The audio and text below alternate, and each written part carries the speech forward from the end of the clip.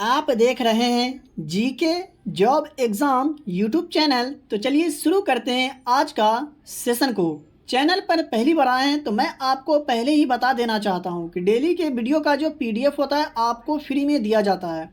तो वीडियो को शुरू से लेकर के अंत तक ज़रूर देखिएगा, क्योंकि एक एक प्रश्न जो है आपके एग्ज़ाम के पॉइंट ऑफ व्यू से काफ़ी महत्वपूर्ण है और आपको यहाँ से प्रश्न अपने एग्ज़ाम में देखने को मिल सकते हैं। तो वीडियो को शुरू से लेकर के अंत तक ज़रूर देखिएगा। तो चलिए शुरू करते हैं आज का सेशन को। तो आज का पहला प्रश्न है, उस स्थल का नाम बताइए जो वर्तमान में बलूचिस्तान में स्थित है। निम्न में से उस स्थल का नाम बताना है आपको जो वर्तमान में बलूचिस्तान में स्थित है। तो ऑप्शन ए में लोथल, बी में कोल्डिहवा, सी में मेहरगढ़ और ऑप्शन डी में बुर्ज़होम। तो सही आंसर की अगर बात करें तो ऑप्शन सी इसका सही आंसर हो जाएगा।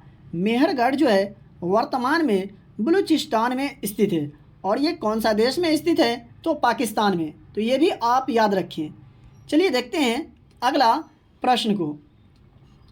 2 नंबर में है, मोहनजोदड़ो में सबसे बड़ी इमारत कौन सी थी। मोहनजोदड़ो में सबसे बड़ी इमारत जो थी निम्न में से कौन सी थी। तो ऑप्शन ए में 2 मंजिला घर, बी में अन्नागार, सी में कुआं और ऑप्शन डी में इनमें से कोई नहीं। तो सही आंसर क्या होगा? ऑप्शन बी इसका सही उत्तर हो जाएगा। अन्नागार मोहनजोदड़ो में सबसे बड़ी इमारत थी। तो आप ज़रूर याद रखें। बात करें अगला प्रश्न का, तो 3 नंबर में है, ग्रीन पीस डेटा के अनुसार निम्नलिखित में से कौन सा देश सबसे ज़्यादा SO2 का उत्सर्जन करता है। SO2 यानी सल्फर डाइऑक्साइड का उत्सर्जन करता है कौन सा देश ग्रीन पीस डेटा के अनुसार। तो ऑप्शन ए में भारत, बी में है चीन, सी में है रूस और ऑप्शन डी में है अमेरिका। तो सही आंसर क्या होगा? ऑप्शन ए इसका सही आंसर हो जाएगा, यानी भारत। तो साथियों, आज की क्लास की वीडियो में से कितने प्रश्न का आंसर आप सही दे पाते हैं अपना स्कोर कमेंट बॉक्स में ज़रूर बताइएगा। तो देखते हैं आज का अगला प्रश्न। 4 नंबर में है, सासाराम नगर का विकास किस युग में हुआ था। सासाराम नगर का जो विकास हुआ था निम्न में से किस युग में हुआ था। तो ऑप्शन ए में वर्तमान युग, बी में प्राचीन युग, सी में मध्य युग और ऑप्शन डी में आधुनिक समय में। तो सही आंसर क्या होगा? ऑप्शन सी सही उत्तर हो जाएगा। मध्य युग में सासाराम नगर का विकास हुआ था। बात करें 5 नंबर प्रश्न का, तो बिहार का सबसे बड़ा नगर कौन सा है। बिहार का सबसे बड़ा नगर जो है कौन सा है। तो इस प्रश्न का आंसर मैं आशा करता हूं कि आप सभी लोगों को ज़रूर याद होगा। तो सही आंसर क्या होगा? ऑप्शन बी इसका सही उत्तर हो जाएगा, यानी पटना जो है बिहार का सबसे बड़ा नगर है। तो आप याद रखें, यहाँ से प्रश्न आपको अपने एग्ज़ाम में देखने को मिल सकता है। बात करें 6 नंबर प्रश्न का, तो बिहार के किस शहर में कांच उद्योग केंद्रित है। जी हाँ, बिहार के किस शहर में कांच उद्योग केंद्रित है। तो सही आंसर की अगर बात करें तो ऑप्शन ए इसका सही आंसर हो जाएगा। पटना में है कांच उद्योग केंद्रित। तो ज़रूर याद रखें। 7 नंबर में, बिहार में सिगरेट कारखाना कहाँ है। बिहार में सिगरेट कारखाना जो है निम्न में से कौन सा शहर में स्थित है। तो ऑप्शन ए में गया, बी में शाहपुर, सी में मुंगेर और ऑप्शन डी में वैशाली। तो सही आंसर क्या होगा? ऑप्शन सी इसका सही उत्तर हो जाएगा, मुंगेर में। बिहार में सिगरेट कारखाना कहाँ स्थित है? मुंगेर में है। तो साथियों, आप यहाँ तक आ गए, अभी तक वीडियो को लाइक नहीं किए हैं तो वीडियो को लाइक कर दीजिए। चैनल पर पहली बार आए हैं या हमारा वीडियो आप तक पहली बार पहुँचा है तो चैनल को सब्सक्राइब करके बेल आइकन को प्रेस जरूर करें, क्योंकि यहाँ आपको काफ़ी महत्वपूर्ण प्रश्न बताए जाते हैं, पढ़ाए जाते हैं। महत्वपूर्ण टॉपिक आपको बताए जाते हैं, पढ़ाए जाते हैं, जिनसे प्रश्न आपको अपने एग्ज़ाम में देखने को मिल सकते हैं। तो आप हमसे जुड़ के रहें और अपने एग्ज़ाम की तैयारी को स्ट्रॉन्ग करके अपने एग्ज़ाम को क्रैक करें और पीडीएफ लेना बिल्कुल भी नहीं भूलें रिवीजन के लिए।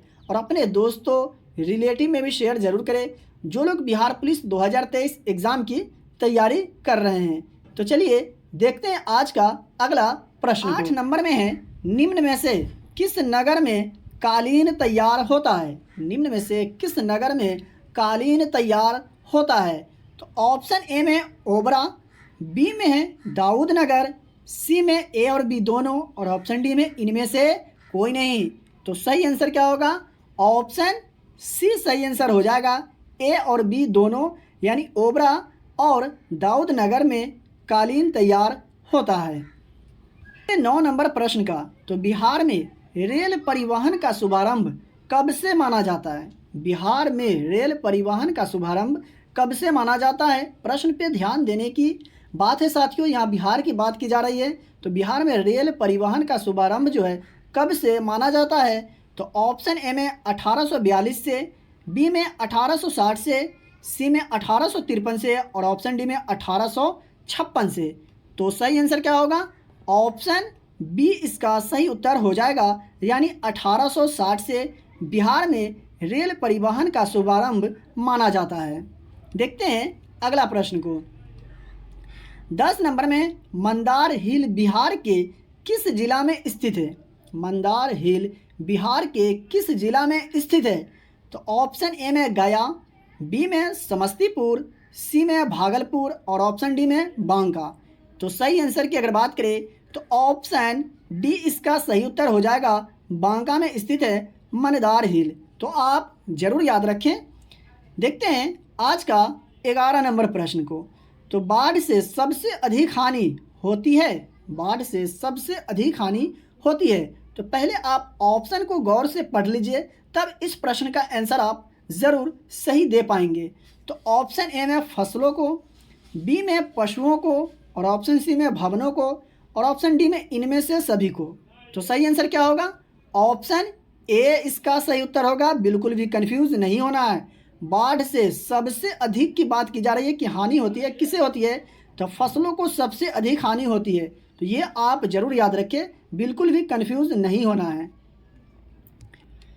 12 नंबर में कृषि सुखाड़ होता है। कृषि सुखाड़ कब होता है ये आपको बताना है। तो ऑप्शन ए में जल के अभाव में, बी में मिट्टी के नमी के अभाव में, सी में मिट्टी के क्षय के कारण, और ऑप्शन डी में मिट्टी की लवणता के कारण। तो सही आंसर आपने क्या चुना है, कौन सा ऑप्शन? तो सही आंसर की इसका बात करें तो ऑप्शन बी इसका सही उत्तर होगा। जी हाँ, मिट्टी के नमी के अभाव में कृषि सुखाड़ होता है। तो बिल्कुल भी कंफ्यूज नहीं होइएगा। बात करें 13 नंबर प्रश्न का। तो भारत में उपभोक्ता संरक्षण अधिनियम की घोषणा कब हुई? भारत में उपभोक्ता संरक्षण अधिनियम की घोषणा जो हुई किस वर्ष हुई? तो ऑप्शन ए में 1980, बी में 1987, सी में 1985, और ऑप्शन डी में 1986। तो सही आंसर की अगर बात करें तो ऑप्शन डी इसका सही उत्तर हो जाएगा। 1986 में भारत में उपभोक्ता संरक्षण अधिनियम की घोषणा हुई थी। तो ये आप जरूर याद रखें। प्रिय विद्यार्थीगण, मैं आपको बताते चलूं कि अगर आपको किसी भी प्रश्न में डाउट हो, किसी भी प्रश्न के उत्तर में अगर आपको डाउट हो, तो आप हमसे कमेंट बॉक्स में पूछ सकते हैं।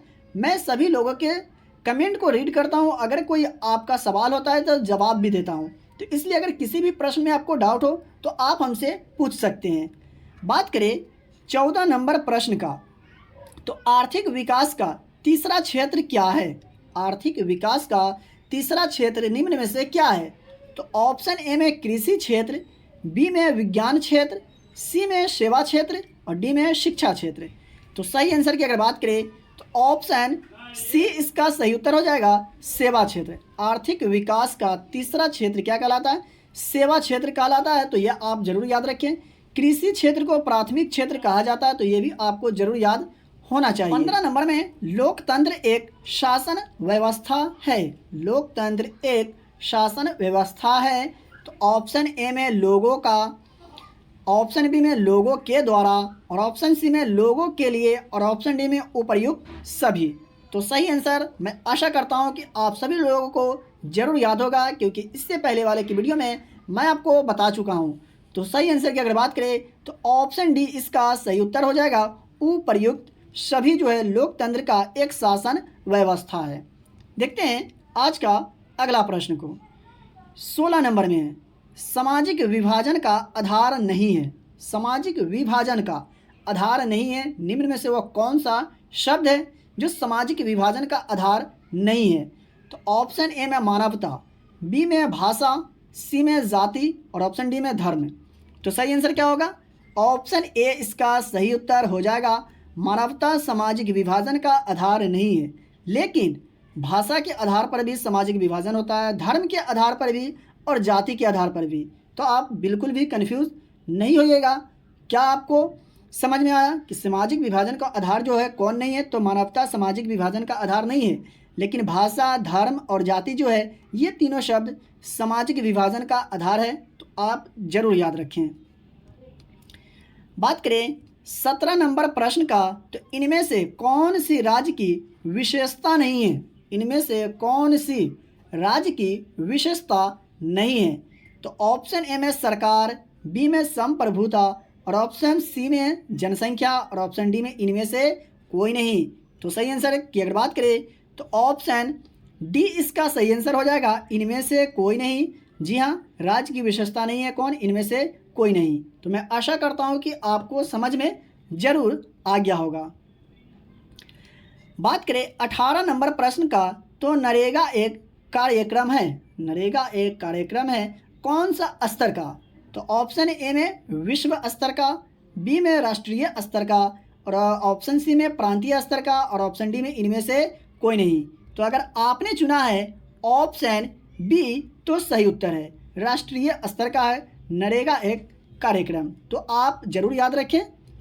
देखते हैं आज का अगला प्रश्न। तो 19 नंबर में भारत के किस राज्य में प्रति व्यक्ति आय सबसे अधिक है? भारत के वो कौन सा राज्य है जहां प्रति व्यक्ति आय सबसे अधिक है?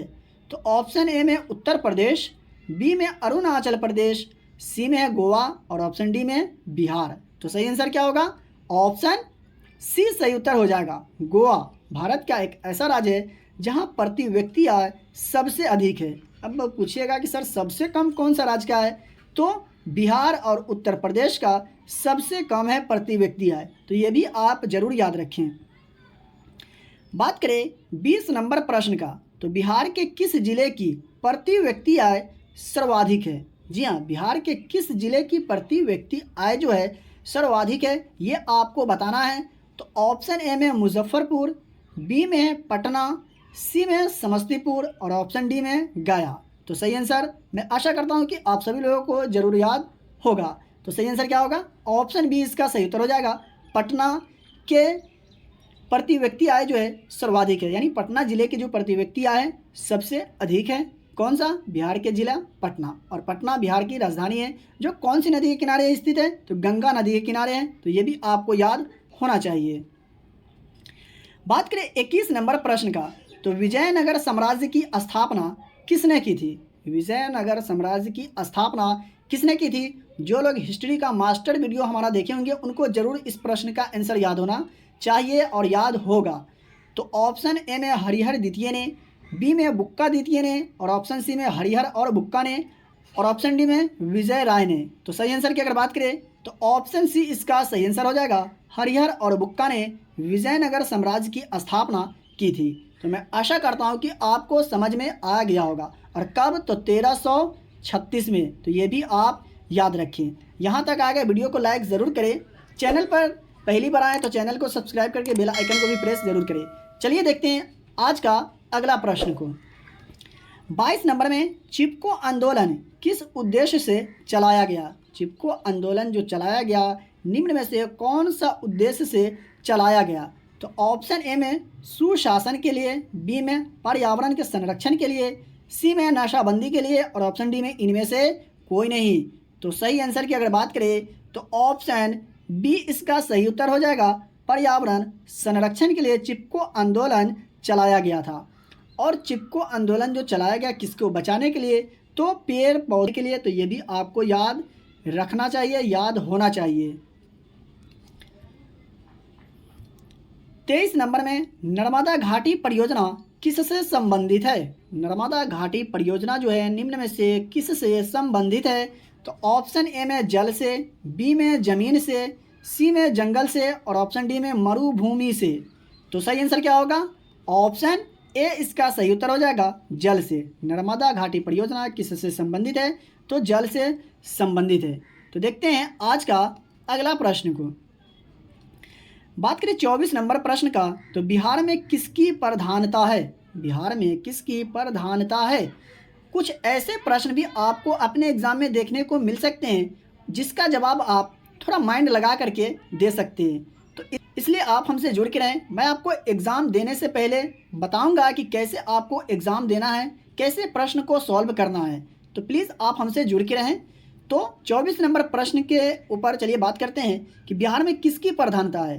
तो ऑप्शन ए में उद्योग की, बी में कृषि की, और ऑप्शन सी में खनिज की, और ऑप्शन डी में इनमें से कोई नहीं। तो सही आंसर की अगर बात करें तो ऑप्शन बी सही उत्तर होगा, कृषि की। बिहार में किसकी प्रधानता है? कृषि की प्रधानता है। तो ये आपको जरूर याद होना चाहिए।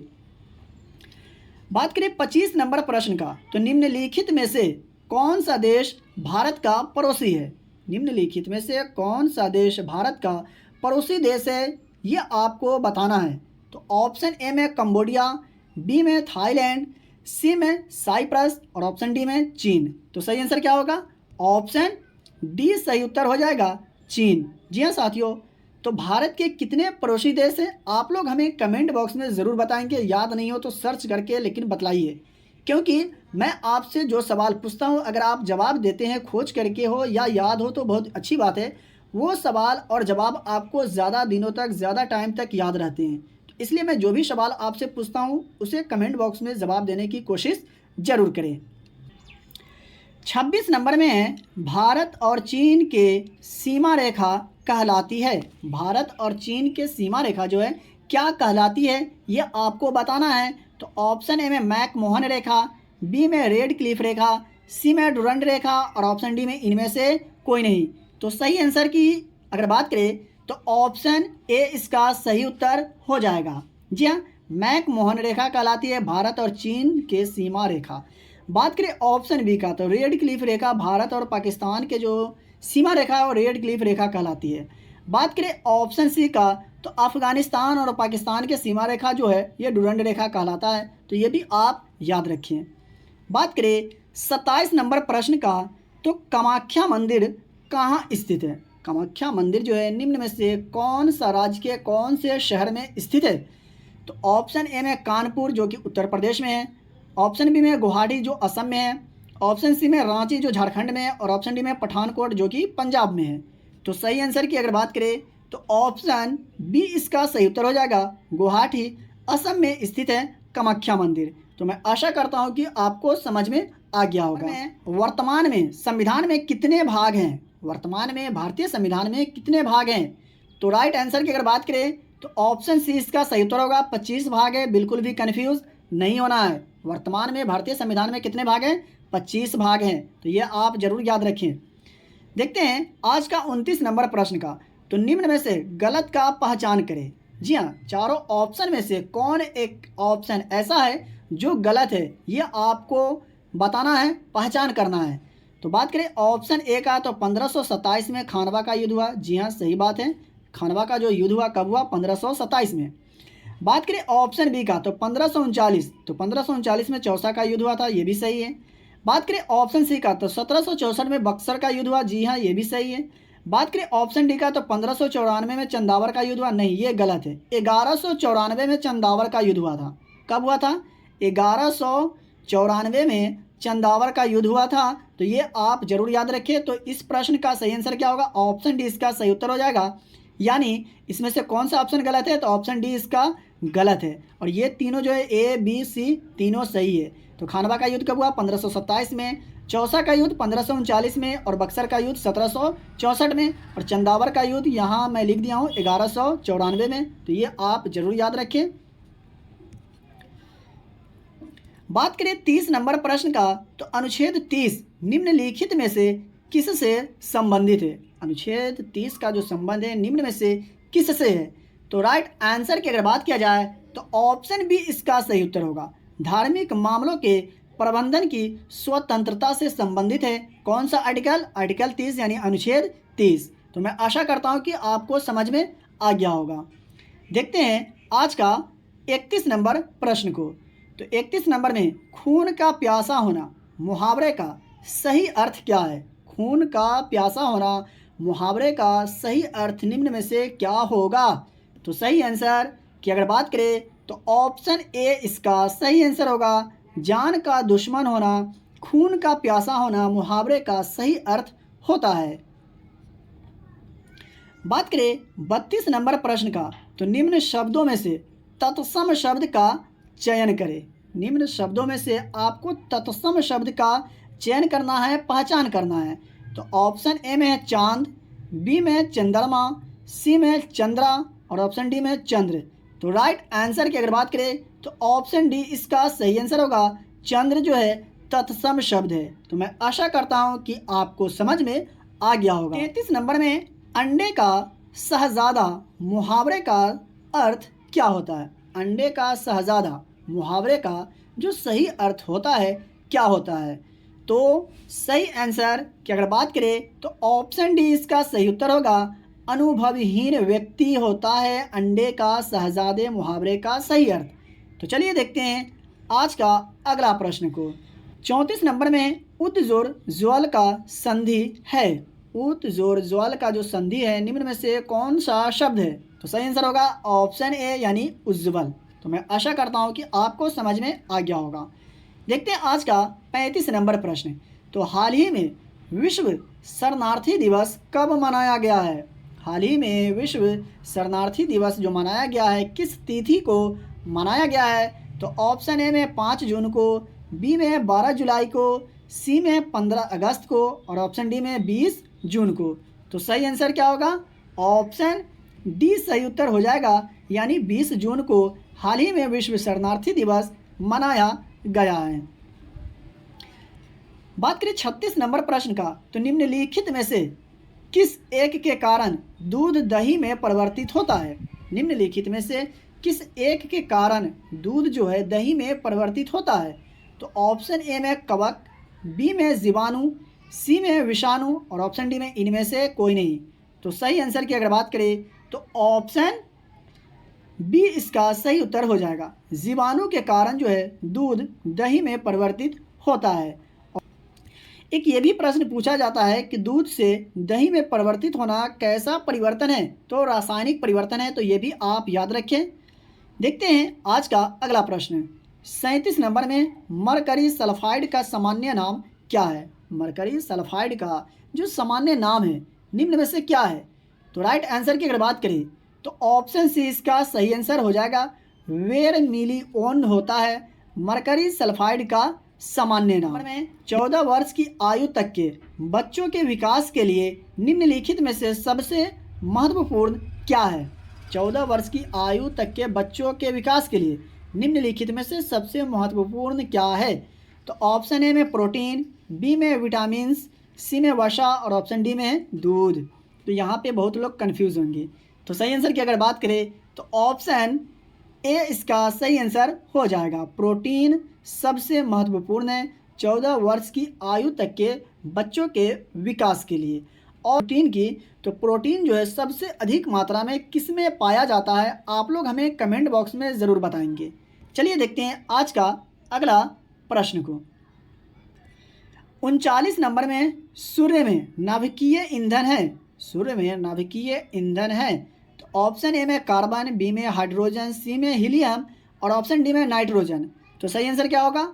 ऑप्शन बी इसका सही उत्तर हो जाएगा। सूर्य में नाभिकीय ईंधन कौन सा? हाइड्रोजन। और सूर्य की रोशनी से हम लोग को कौन सा विटामिन प्राप्त होता है? तो विटामिन डी। तो ये भी आप याद रखें। देखते हैं आज का अंतिम और लास्ट प्रश्न को। तो 40 नंबर में चेचक के टीके की खोज किसने की?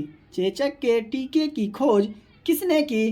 तो सही आंसर होगा ऑप्शन ए, एडवर्ड जेनर ने चेचक के टीके की खोज की थी। बस आपको HW के तौर पे देता हूँ, वह यह है कि लाल किले को किसने बनवाया था? इसका सही उत्तर क्या होगा? आप लोग कमेंट बॉक्स में ज़रूर बताएंगे। तो आज के क्लास का वीडियो कैसा लगा कमेंट बॉक्स में ज़रूर बताएं। और आज के क्लास की वीडियो में से कितने प्रश्न का आंसर आप सही दे पाएँ अपना स्कोर कमेंट बॉक्स में ज़रूर बताइएगा। और अभी तक वीडियो को लाइक नहीं किए हैं तो वीडियो को लाइक कर दीजिए, चैनल को सब्सक्राइब करके बेल आइकन को प्रेस जरूर करें ताकि वीडियो का नोटिफिकेशन सबसे पहले आप तक पहुंचे। और अपने दोस्तों रिलेटिव में भी शेयर जरूर करें जो लोग बिहार पुलिस 2023 एग्ज़ाम की तैयारी कर रहे हैं, ताकि उनको भी यहाँ से लाभ हो सके। तो चलिए मिलते फिर से एक नए वीडियो में। पीडीएफ के लिए वीडियो के डिस्क्रिप्शन में दिए गए टेलीग्राम चैनल लिंक से ज्वाइन होकर डेली के वीडियो का फ्री में पीडीएफ प्राप्त करें।